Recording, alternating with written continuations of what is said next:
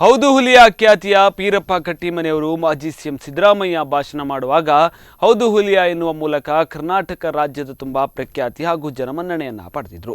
ಈಗ ಇವರ ಮತ್ತೊಂದು ಹೊಸ ವಿಡಿಯೋ ಮತ್ತೆ ಸಾಮಾಜಿಕ ಜಾಲತಾಣಗಳಲ್ಲಿ ಫುಲ್ ವಿಡಿಯೋ ವೈರಲ್ ಆಗ್ತಾ ಇದೆ.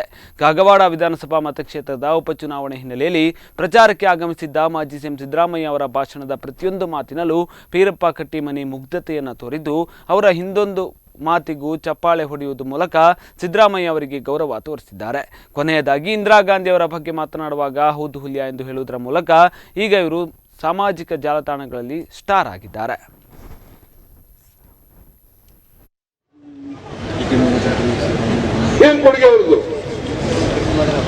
ಗಾಂಧೀಜಿ, ನೆಹರು, ವಲ್ಲಭಾಯ್ ಪಟೇಲ್, ಮೌಲಾನಾ ಆಜಾದ್ ಇವರೆಲ್ಲ ದೇಶಕ್ಕೋಸ್ಕರ ತ್ಯಾಗ ಮಾಡಿದವರು. ಇಂದಿರಾ ಗಾಂಧಿ ದೇಶಕ್ಕೋಸ್ಕರ ಪ್ರಾಣ ತೆತ್ತರು. ಯಾರೋ ಕೈತವನ ಆಚೆಗೆ ಮಸ್ಟ್ ನೋ ದಿಸ್. ಪ್ರಕೃತಿ ನಿಯಮ ತಿಳ್ಕೋಬೇಕು. ಕಾಂಗ್ರೆಸ್ ಮುಕ್ತ ಭಾರತವನ್ನು ಮಾಡಿಬಿಡ್ತೇವೆ, ಮಾಡಕ್ ಸಾಧ್ಯನಾ?